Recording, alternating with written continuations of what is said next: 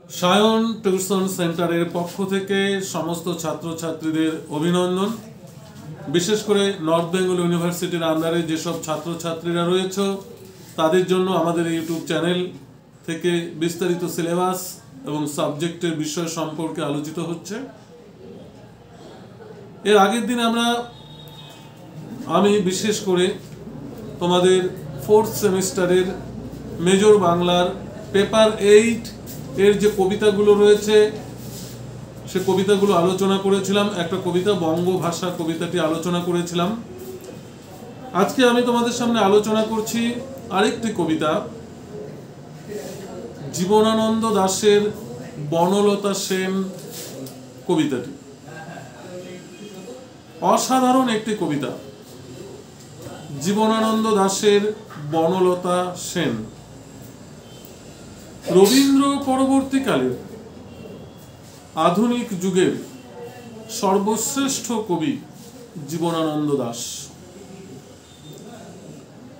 জীবনানন্দ দাশকে অনেকেই নির্জনতার কবি বলেন, কেউ প্রকৃতির কবি বলেন, কেউ মৃত্যু চেতনার কবি বলেন, কেউ বিমূঢ় যুগের কবি বলে থাকেন।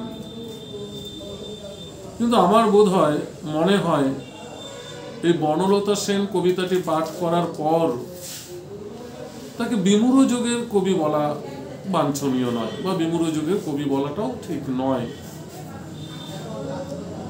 জীবনানন্দ দাশের প্রসঙ্গে আমি বিস্তারিত আলোচনায় না গিয়ে আমি কবিতার প্রত্যেকটি লাইন, প্রত্যেকটি শব্দ ও তাৎপর্য ব্যাখ্যায় অংশগ্রহণ করছি। বনলতা সেন কবি জীবনানন্দ দাশ। জীবনানন্দ দাশের ভাষা আপাত দৃষ্টিতে সহজ হলেও এর অন্তর্নিহিত অর্থ কিন্তু খুব কঠিন, অনেকটা দুর্বোধ্য, উজ্ঝটিকাপূর্ণ। বনলতা সেন জীবনানন্দ দাশের একটি বহু পঠিত কবিতা, মানে সব থেকে বেশি এই কবিতাটি পাঠ হয়েছে পাঠকের কণ্ঠে, প্রচুর আবৃত্তি হয়েছে এই বনলতা সেন কবিতাটি। বনলতা সেন এটি প্রেমের কবিতা। কবি জীবনানন্দ দাশের এটি অনবদ্য প্রেমের কবিতা হলো বনলতা সেন। কবিতাটি 18টি লাইন রয়েছে, 3টি প্যারা রয়েছে।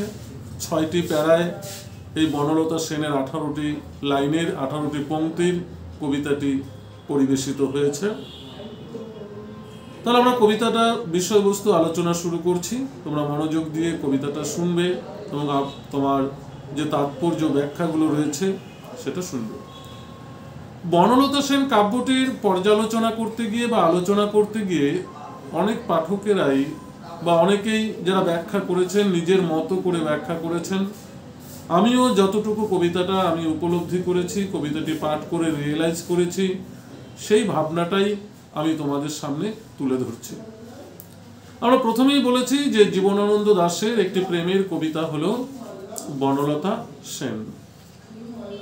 এই প্রেম অন্যান্য কবিদের থেকে একটু আলাদা। জীবনানন্দের প্রেম হলো অন্বেষণের প্রেম, অর্থাৎ দেহ নয়, দেহ মনের একটা ঐতিহ্যপূর্ণ প্রেম। যে প্রেম 1000 বছর আগেও ছিল, বর্তমানেও আছে, ভবিষ্যতেও থাকবে। সেই প্রেম, শাশ্বত প্রেম, অনবদ্য প্রেম আমরা জীবনানন্দের কবিতায় পাব। এর আগে যেসব কবিরা কবিতা লিখেছেন, যেসব প্রেমিকার কথা বলেছেন, যেসব প্রেয়সীর কথা বলেছেন, অনেকটা অলৌকিক কাল্পনিক নারীত্বের কথা বলেছেন। কিন্তু আমরা জীবনানন্দ দাশের কবিতায় যে নারীর কথা পাবো, যে প্রেমের কথা পাবো, অত্যন্ত সহজ সরল বাংলার মাটি ঘেঁষা কিছু নাম। আমরা পেয়েছি সুচরিতা, আমরা পেয়েছি সুরঙ্গমা, আমরা পেয়েছি এখানে বনলতা সেন। বনলতা সেনের এই নারীর আরেকটি বৈশিষ্ট্য আছে। আমরা কোনো কাব্যের কোনো কবির যে নারীদের টাইটেল সহ কিন্তু পাইনি। আমরা কিন্তু বনলতা সেন কবিতায় বনলতা সেন এবং তার জায়গা নাটোরের বনলতা সেন, অর্থাৎ নাটোর জায়গার সহ নারীর পদবী সহ আমরা এক প্রেমিকার সন্ধান পেয়েছি। কিন্তু প্রশ্ন হচ্ছে, এই নারীর প্রেম কেমন প্রেম? সে শাশ্বত প্রেম না কি প্রেম? বা আদৌ কি জীবনানন্দের জীবনে এই নাটোরের বনলতা সেন আদৌ কি ছিল না কি, সেই নিয়ে কিন্তু এখনো আলোচিত রয়েছে। এখন এর সঠিক তথ্য কিন্তু উঠে আসেনি। এখনো গবেষকরা প্রমাণ করার চেষ্টা করছেন এই নাটোরের বনলতা সেন কি সত্যি জীবনানন্দের জীবনে ছিল, সত্যি কি তার জীবনকে আঁকড়ে ছিল সেই নাটোরের বনলতা সেন? এই নিয়ে নানান প্রশ্ন আজও পাঠকের মনে ঘুরে বেড়ায়।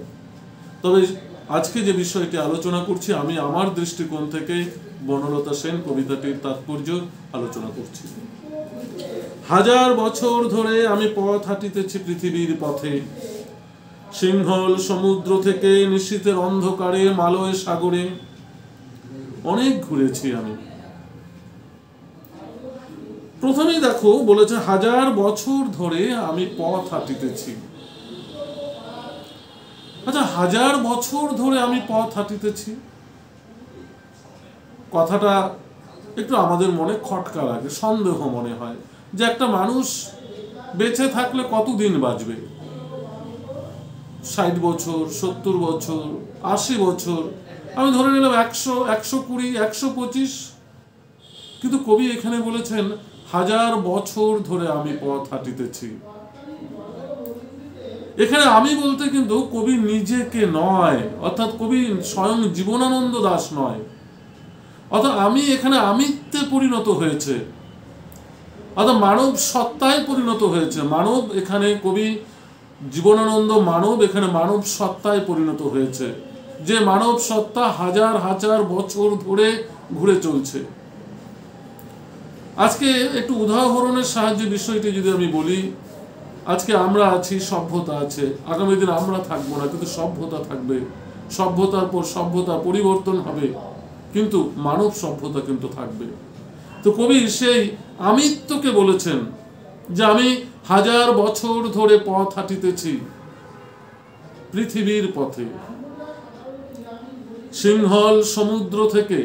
সিংহল বলতে শ্রীলঙ্কাকে বোঝানো হয়েছে, অর্থাৎ বঙ্গোপসাগরের যে তোমার শ্রীলঙ্কা রয়েছে, সেই শ্রীলঙ্কার কথা কিন্তু বলা হয়েছে। সিংহল আগে নাম ছিল সিংহল, সেই সিংহল সমুদ্র থেকে নিশীথের অন্ধকারে মালয় সাগরে। তো কবি হাজার বছর ধরে পথ হেঁটেছেন কোথায়? কবির মানব সত্তা কোথায় হাজার বছর ধরে হেঁটে চলেছেন? সিংহল সমুদ্র থেকে মালয় সাগরে। অনেক ঘুরেছি আমি, কবি বলছেন আমি অনেক পদচারণা করেছি, আমি অনেক বিচরণ করেছি সিংহল সমুদ্র থেকে মালয় সাগর পর্যন্ত। বলেছে বিম্বিসার অশোকের ধূসর জগতে সেখানে ছিলাম আমি। কবি বলছেন আমি ইতিহাসেও ছিলাম। সেই হর্ষঙ্ক বংশের রাজা বিম্বিসার এবং মগধের যে রাজা অশোক, তাদের যে ধূসর জগৎ, সেখানেও আমি ছিলাম।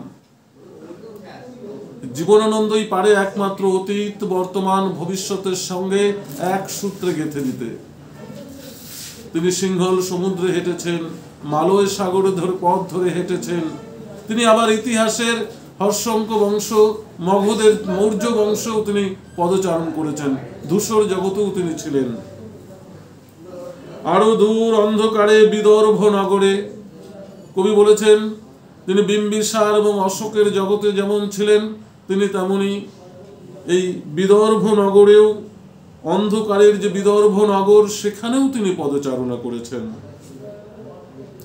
তাই এই হাজার বছর ধরে বিভিন্ন স্থানে পদচারণা করতে করতে, বিচরণ করতে করতে কবি জীবনানন্দ ক্লান্ত হয়ে গেছেন। তাই কবি বলেছেন আমি ক্লান্ত প্রাণ এক। চারিদিকে জীবনের সমুদ্র সফেন, চারিদিকের জীবনের সমুদ্র সফেন। আমাদের জীবনটা একটা সমুদ্র। সমুদ্রে যেমন ফেনা উঠে আসে, আবার বুদবুদ আকারে ফেনা যেমন মিলিয়ে যায়, আমাদের জীবনেও কিন্তু ওই সমুদ্রের সফেন ফেনা উত্তোলিত হয়, উত্থিত হয়। আমাদের জীবনটাকে যদি আমরা ভালোভাবে রিয়েলাইজ করি, উপলব্ধি করি, আমরা দেখব আমাদের জীবনে অনেক ছোটখাটো ঘটনা আছে, যে ছোটখাটো ঘটনাগুলো সমুদ্রের বুদবুদের মতোই আমাদের জীবনে উঠে আসে, আবার মিলিয়ে যায়। তাই কবি ওই সমুদ্রের সফেনের সঙ্গে জীবনের সফেনের কথা বলেছেন। অর্থাৎ আমাদের জীবনটা একটা সমুদ্রের মতো, সমুদ্রের গভীরতার মতো। তাই কবি বলেছেন, চারিদিকে জীবনের সমুদ্র সফেন, আমারে দুদণ্ড শান্তি দিয়েছিল নাটোরের বনলতা সেন। কবি শেষে বলেছেন, আমারে দুদণ্ড শান্তি দিয়েছিল নাটোরের বনলতা সেন। অর্থাৎ কবি বলেছেন, আমি যখন 1000 বছর ধরে, আমি যখন ক্লান্ত ছিলাম সেই সিংহল সমুদ্র থেকে মালয় সাগরে, আমি যখন 1000 বছর ধরে পথ হেঁটে চলেছিলাম সেই বিদর্ভ নগরীতে, আমি যখন সেই হর্ষঙ্ক বংশ মৌর্য বংশে ছিলাম, সেই সমস্ত পথ ধরে হাঁটতে হাঁটতে যখন ক্লান্ত হয়ে পড়েছিলাম, আমার এই ক্লান্ত জীবনে দুদণ্ড শান্তি দিয়েছিল কে? ওই নাটোরের বনলতা সেন। অর্থাৎ নাটোর একটা জায়গার নাম, আর সেখানে সেই কবির প্রেমিক, কবির প্রেয়সী বনলতা সেন। অর্থাৎ কবিকে দুদণ্ড শান্তির আশ্রয় যিনি দিতে পেরেছিলেন, তিনি হলেন নাটোরের বনলতা সেন। এইগুলো প্রথম স্তবক। এবার আমরা আসি দ্বিতীয় স্তবকে। কবি কি বলেছেন? দ্বিতীয় স্তবকে কবি বলেছেন তার প্রেমিকা, তার যে প্রেমিকা নাটোরের বনলতা সেন, তার সৌন্দর্যের কথা কবি এখানে তুলে ধরেছেন। তার চোখের সৌন্দর্য, তার মুখমণ্ডলের সৌন্দর্য প্রেজেন্টেশন করেছেন আমাদের এই দ্বিতীয় স্তবকে। কি বলেছেন শোনা যাক। চুল তার কবেকার অন্ধকার বিদিশার নেশা। আমরা অনেক কবিকে চোখের সৌন্দর্য কখনো কাজল কালোর সঙ্গে, কখনো কালো মেঘের সঙ্গে, কখনো হরিণের কালো চোখের সঙ্গে তুলনা করেছেন। কিন্তু দেখো এখানে কবি জীবনানন্দ নাটোরের বনলতা সেনের চোখকে তুলনা করেছেন, চুলকে তুলনা করেছেন, মুখমণ্ডলকে তুলনা করেছেন একটা অদ্ভুত ভাষায়। বলেছেন, চুল তার কবেকার অন্ধকার বিদিশার নেশা। বিদিশা যে নগরী ছিল, বিদিশা নগর আজ নেই, ধ্বংস হয়ে গেছে, অন্ধকারে নিমজ্জিত হয়েছে। সেই অন্ধকারের সঙ্গে নাটোরের বনলতা সেনের চুলের যে কালোর গভীরতা, সেটাকে ব্যক্ত করেছেন। মুখ তার শ্রাবস্তির কারুকার্য। কবি নাটোরের বনলতা সেনের মুখমণ্ডলকে কবি বলেছেন সাবস্ত্রী নগরের কারুকার্যতার সঙ্গে তুলনা করেছেন। সাবস্ত্রী নগর অপূর্ব একটি নগর, যার শিল্প, স্থাপত্য, ভাস্কর্য, কারুকলা, চিত্রকলা মানুষকে যেমন মুগ্ধ করে, কবি নাটোরের যে বনলতা সেন, নাটোরের বনলতা সেনের মুখমণ্ডলকে সেই সাবস্ত্রীর কারুকার্যের সঙ্গে তুলনা করেছেন। রবীন্দ্রনাথ তার সাধেই বলেনি যে জীবনানন্দ দাশ হলো চিত্ররূপময়তার কবি। উপমায় ভরপুর জীবনানন্দের কবিতা। তাই চোখকে, চুলকে, মুখমণ্ডলকে নানা উপমায় ভূষিত করেছেন। মুখমণ্ডলকে বলেছেন সাবস্ত্রীর কারুকার্য। বলছে, অতি দূর সমুদ্রের পর হাল ভেঙে যে নাবিক হারায়েছে দিশা, সবুজ ঘাসের দেশ যখন সে চোখে দেখে দারুচিনির দ্বীপের ভেতর। অর্থাৎ কবি এখানে বলতে চেয়েছেন যে এক দিশাহীন নাবিক মাঝপথে দিশা হারিয়ে গেলে, সমুদ্রের মাঝপথে যখন হাল ভেঙে যায়, তখন সে জীবন মৃত্যুর সম্মুখীন হয়ে দাঁড়ায়। একজন নাবিক যখন সমুদ্রের মাঝপথে দিশা হারিয়ে ফেলে, তখন তার কাছে দু চোখের সামনে শুধু মৃত্যু। কিন্তু সেই নাবিক যদি তার সামনে সবুজ ঘাসের বা সবুজ দ্বীপ দেখতে পান, দারুচিনি দ্বীপের ভেতর, তার যে বেঁচে থাকার আশা, প্রত্যাশা জেগে ওঠে তার মনের মধ্যে। তার যে কল্পনা, কবি বলেছেন যে তেমনই দেখেছি তারে অন্ধকারে। তেমনই দেখেছি বলতে ওই দিশাহীন নাবিক যেমন সমুদ্রের মাঝপথে দিক বিদিক জ্ঞান শূন্যতা হারিয়ে তিনি যেমন সবুজ দ্বীপের সন্ধান পেয়েছিলেন, কবিও তেমনি হাজার বছর ধরে পথ হাঁটতে হাঁটতে যখন ক্লান্ত হয়ে পড়েছিলেন, তিনিও তেমনি তখন ক্লান্ত জীবনে এই নাটোরের বনলতা সেনের সান্নিধ্য পেয়েছেন। তাই বলছেন তেমনি দেখেছি তারে অন্ধকারে। অন্ধকারে বলতে নিজের জীবনের যে খারাপ সময়, ক্লান্ত সময়, বিধ্বস্ত যে হতঋদ্ধ সময়, সেই সময়টাকে বলছেন অন্ধকারে। তার জীবনের অন্ধকারে তিনি পেয়েছেন কাকে? ওই নাটোরের বনলতা সেনকে। বলেছে সে এতদিন কোথায় ছিলেন? সেই নাটোরের বনলতা সেন তখন কবি জীবনানন্দকে বলছে যে এতদিন কোথায় ছিলেন। এখানে যে আমি পেয়েছি আমরা, সেটা হচ্ছে কবি জীবনানন্দের আমি। আর প্রথমে যে আমি পেয়েছিলাম সে হলো আমি, হলো আমিত্ব, অর্থাৎ মানব সত্যতাকে বোঝানো হয়েছে, মানব সত্তাকে বোঝানো হয়েছে। আর এখানে কবি নিজের জীবনানন্দ অর্থাৎ আমিকে বোঝানো হয়েছে। সেই নাটোরের বনলতা সেন জিজ্ঞাসা করেছে কবিকে যে এতদিন কোথায় ছিলেন? পাখির নীরের মতো চোখ তুলে নাটোরের বনলতা সেন। অসাধারণ একটি লাইন। আমরা অন্যান্য অনেক কবিদের কবিতায় পেয়েছি চোখকে কাজল কালোর সঙ্গে তুলনা করেছেন, কখনো চোখকে হরিণের চোখের সঙ্গে তুলনা করেছেন, কখনো চোখকে মেঘের কালোর সঙ্গে তুলনা করেছেন। কিন্তু এই প্রথম আমরা দেখেছি একজন কবিকে এক নারীর চোখকে পাখির নীড়ের সঙ্গে তুলনা করেছেন। পাখির নীড় মানে পাখির বাসা। পাখির বাসা কেমন হয়? কতগুলো খড় খুঁটো দিয়ে পাখির বাসা তৈরি হয়। বাবুই পাখির বাসা বাদ দিয়ে বাকি কোনো বাসাকেই কিন্তু আমাদের বেশ মানে দেখার সৌন্দর্য বোধ হয় না। তাহলে নাটোরের বনলতা সেনের চোখকে কেন বলেছেন পাখির নীড়ের সঙ্গে তুলনা করেছেন? তিনি বলেছেন এই শর্তে, পাখি যেমন সারাদিন মুক্ত আকাশে উড়ে বেড়ায়, সে ক্লান্ত ডানাগুলো নিয়ে সারাদিন উড়তে থাকে, সন্ধ্যাবেলায় সে যখন তার বাসায় ফেরে, তার ক্লান্ত ডানা দুটোকে যখন সে একটু শান্তি দেয়, অর্থাৎ ক্লান্ত পাখিকে দুদণ্ড শান্তির আশ্রয় দেয় কে? নীড়, অর্থাৎ পাখির বাসা। কবি এখানে এই নাটোরের বনলতা সেনের যে চোখকে কবি এখানে বলেছেন পাখির নীড়। অর্থাৎ তাই কবি বলেছেন পাখির নীড়ের মতো চোখ তুলে নাটোরের বনলতা সেন। অর্থাৎ কবি নাটোরের বনলতা সেন অর্থাৎ তার প্রেমিকার চোখকে, নাটোরের যে বনলতা সেনের আখি যুগলকে কবি এখানে তুলনা করেছেন পাখির নীড়ের সঙ্গে, অর্থাৎ পাখির বাসার সঙ্গে তুলনা করেছেন। এবারে আসি আমরা একদম লাস্ট স্তবকে। আমরা বলেছিলাম 18টি লাইন রয়েছে, 18টি লাইনে 6টি করে লাইনে 3টি স্তবক রয়েছে। বনলতা সেন কাব্যের একদম সব শেষ স্তরে কবি বলেছেন সমস্ত দিনের শেষে শিশিরের শব্দের মতো সন্ধ্যা আসে, ডানার রৌদ্রের গন্ধ মুছে ফেলে চিল, পৃথিবীর সব রং নিভে গেলে পাণ্ডুলিপি করে আয়োজন, তখন গল্পের তরে জোনাকির রঙে ঝিলমিল, সব পাখি ঘরে আসে, সব নদী পুরায় জীবনের সব লেনদেন, থাকে শুধু অন্ধকার মুখোমুখি বসিবার বনলতা সেন।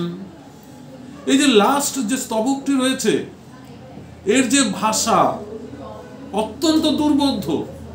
ভাষা দুর্বোধ্য নয়, শব্দগুলো সহজ সরল প্রাঞ্জল ভাষায় লেখা, কিন্তু এর যে অন্তর্নিহিত অর্থটা রয়েছে গভীর ভাববার বিষয়। কবি বলেছেন সমস্ত দিনের শেষে শিশিরের শব্দের মতো সন্ধ্যা নামে। সারাদিন শেষে শিশিরের যে আগমন প্রত্যাশা, শিশিরের শব্দের মতো সন্ধ্যা নেমে আসে। আমরা জানি না শিশির পড়লে কোনো শব্দ হয় কিনা, কিন্তু কবিদের কল্পনায় অনেক কিছুই সম্ভব হয়। কবিরা অনেক কিছু শুনতে পান, তাদের ভাবনায় উঠে আসে।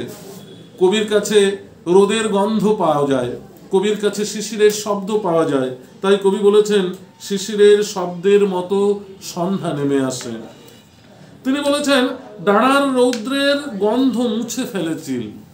আমরা জানি পাখিদের মধ্যে চিল খুব উঁচুতে উড়ে বেড়ায়, উড়তে উড়তে আকাশের একদম ঊর্ধ্ব সীমায় উঠে যায়, সূর্যের কাছাকাছি পৌঁছায় বলে তার ডানাগুলো রোদে উত্তপ্ত হয়ে ওঠে। আর সেই পাখি যখন সন্ধ্যা হয়, দিনের শেষে ডানা মেলে উড়তে উড়তে আবার তার বাসায় ফিরে আসে, তখন আর রোদের গন্ধ তার ডানায় থাকে না। অর্থাৎ সেই রোদের যে উজ্জ্বলতা, ডানা যে উত্তপ্ততা, তাকে কবি বলেছেন রোদের গন্ধ। অর্থাৎ বলেছেন ডানার রৌদ্রের গন্ধ মুছে ফেলে চিল। অর্থাৎ প্রকৃতির নিয়মে সবাইকে সন্ধ্যায় ফিরে আসতে হয়। তাই বলছে পৃথিবীর সব রং নিভে গেলে পাণ্ডুলিপি করে আয়োজন। পৃথিবীর সব রং নিভে গেলে মানে কি? পৃথিবীর সব রং নিভে গেলে অর্থাৎ আমাদের জীবনের বাল্যকাল, শৈশব, কৈশোর সমস্ত সময়কাল অতিবাহিত হলে, অর্থাৎ জীবনে যখন মৃত্যু ঘনিয়ে আসে, জীবন যখন মৃত্যুর সন্নিকটে দ্বার প্রান্তে উপেক্ষা করে, যখন মানুষ মৃত্যু শয্যায় শায়িত হয়, তখন মানুষ একটাই কাজ করে, সেটা বলছে পাণ্ডুলিপি করে আয়োজন। পাণ্ডুলিপি শব্দের অর্থ কি? পাণ্ডুলিপি শব্দের অর্থ হলো কবি যে কবিতা লেখেন, লেখক যে গল্প লিখেন, তার হাতে লেখা গল্পগুলি ছাপাতে দেওয়ার আগে বা ছাপানোর পর হাতে লেখা যে কপিগুলো থাকে, সেই কপিগুলোকে আমরা বলি পাণ্ডুলিপি। কবি বলছেন জীবনের সব রং মুছে গেলে, অর্থাৎ কবি যখন মৃত্যু শয্যায় শায়িত হয়, শুধু কবি নয়, আমরা মানব সমাজ যখন মৃত্যু শয্যায় শায়িত হই, তখন আমাদের অতীতের স্মৃতিচারণ করা আর কিছু থাকে না। অতীতের স্মৃতিচারণ করা ছাড়া আর কিছুই থাকে না। আমরা একে একে অতীতের স্মৃতিগুলোকে মনের মধ্যে স্মৃতিচারণা করি, অর্থাৎ যাকে কবি বলছেন পাণ্ডুলিপি। অর্থাৎ পাণ্ডুলিপি করে আয়োজন। আমরা অতীতের স্মৃতিগুলোকে ওই পাণ্ডুলিপির মতোই আমাদের জীবনকে উপলব্ধি করি। বলছে তখন গল্পের তরে জোনাকির রঙে ঝিলমিল।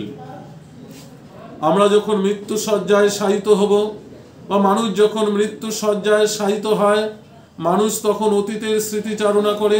আর অতীতের যে স্মৃতিচারণা করতে গিয়ে যে স্মৃতিগুলো উজ্জ্বল, সুখকর, আনন্দদায়ক, সেই স্মৃতিগুলো মনে পড়ার পর সে জোনাকির মতোই উজ্জ্বলিত হয়। অর্থাৎ রাতের অন্ধকারে জোনাকির আলো যেমন মিটমিট করে জ্বললে আলোর সৌন্দর্য ফুটে ওঠে, ঠিক শয্যাশায়ী, মৃত্যু শয্যাশায়ী মানুষের স্মৃতিচারণায় অতীতের পাণ্ডুলিপি যখন আলোচনা করতে গিয়ে অতীতের সুখকর স্মৃতিগুলো ভেসে ওঠে, তখন ওই জোনাকির রঙেই ঝিলমিল করে ওঠে। সব পাখি ঘরে আসে, সব নদী ফুরায় জীবনের সব লেনদেন। ভেরি ভেরি ইম্পর্টেন্ট লাইন পরীক্ষার জন্য যারা 4th সেমিস্টার রয়েছে, অত্যন্ত গুরুত্বপূর্ণ লাইন, যে এ জীবনের সব লেনদেন।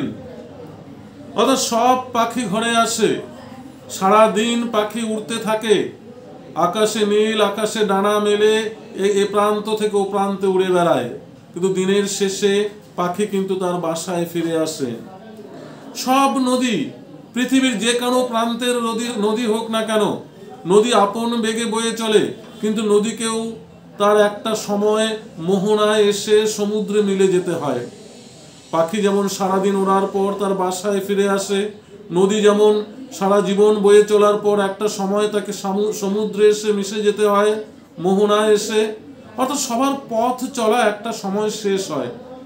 মানুষের জীবনও সেই নদীর মতোই, মানুষের জীবনও সেই পাখির মতোই, উড়তে উড়তে সন্ধ্যায় যেমন বাসায় ফেরে, মানব জীবনও তেমনই একটা সময় সে জীবন মৃত্যুর সায়রসীয়িত হতে হয়। তখন বলছে জীবনের সব লেনদেন ফুরিয়ে যায়। আমরা কবি রবীন্দ্রনাথ ঠাকুরের এটি কবিতা পড়েছি ক্লাস 12-এ, যে মৃত্যুর মধ্য দিয়ে জীবনের সমস্ত ঋণ পরিশোধ হয়। কবি জীবনানন্দ এখানে বলেছেন যে মৃত্যুর মধ্য দিয়ে জীবনের সমস্ত ঋণ শোধ হয়ে যায়। এখানে বলেছেন মৃত্যুর মধ্য দিয়ে জীবনের সমস্ত লেনদেন শোধ হয়। তাই কবি বলেছেন ফুরায় জীবনের সব লেনদেন, থাকে শুধু অন্ধকার, মুখোমুখি বসিবার বনলতা সেন। অর্থাৎ সেই প্রিয় মানুষটি, কবির প্রেমিকা ওই নাটোরের বনলতা সেন, জীবনের শেষ প্রান্তে কবির শিয়রে একমাত্র তাকে এক তৃপ্তির আনন্দ বার্তা দিয়ে যায়। এই ছিল নাটোরের বনলতা সেন অর্থাৎ বনলতা সেন কবিতাটির তাৎপর্যপূর্ণ বিশ্লেষণ। এই নাটোরের বনলতা সেন অর্থাৎ বনলতা সেনের যে একটা বিষয়বস্তু, নিসর্গ প্রেমের কবিতা, অর্থাৎ প্রেমিক যে সন্ধান, প্রেমিকার যে সন্ধান, এক অপূর্ব ভাষায় কবি জীবনানন্দ দাশ পাঠক সমাজকে উপহার দিয়ে গেছেন। এই বনলতা সেন কবিতার একটি প্রশ্ন তোমাদের খুব ইম্পর্টেন্ট 12 নম্বরের জন্য, যে বনলতা সেন কবিতাটি কি প্রেমের কবিতা না প্রেম অন্বেষণের কবিতা? তোমার উত্তর আলোচনা করো। অত্যন্ত গুরুত্বপূর্ণ প্রশ্ন। আমরা এই বনলতা সেন কবিতাটিকে কি প্রেমের কবিতা বলতে পারি না প্রেম অন্বেষণের কবিতা বলতে পারি? আমি একটু সংক্ষেপে বলে দিচ্ছি, এই বনলতা সেন কবিতাটি কিন্তু প্রেমের কবিতা নয়। আমরা প্রথমেই পেয়েছি, কবি বলেছেন, 1000 বছর ধরে আমি পথ হাঁটিতেছি পৃথিবীর পথে। অর্থাৎ কবি এখানে এই নাটোরের বনলতা সেনের অন্বেষণ করে বেরিয়েছেন, কখনো সিন্ধল সমুদ্র থেকে, কখনো মালয় সাগরে। অর্থাৎ কবি ইতিহাসে পৌঁছে গেছেন, কখনো হর্ষঙ্ক বংশ, কখনো চন্দ্রগুপ্ত মৌর্য বংশে। অর্থাৎ আমরা যদি একটু বিশ্লেষণ করি, আমরা এই কবিতার প্রত্যেকটি ছত্রে ছত্রে তিনি প্রেম অন্বেষণ করেছেন। অর্থাৎ জীবনানন্দ দাশের এই বনলতা সেন কবিতাটি কিন্তু একটি প্রেমের অন্বেষণমূলক কবিতা। তোমরা এই প্রশ্নটি অত্যন্ত গুরুত্বপূর্ণ, তোমরা পরীক্ষার জন্য তৈরি করবে। আজকে এই ছিল ভিডিও। আমরা বনলতা সেন কাব্যটির বা কবিতাটির পুঙ্খানুপুঙ্খ বর্ণনা করেছি। ভিডিওটি যদি ভালো লাগে অবশ্যই লাইক ও শেয়ার করবে, বন্ধুদের মধ্যে ছড়িয়ে দেবে। ধন্যবাদ।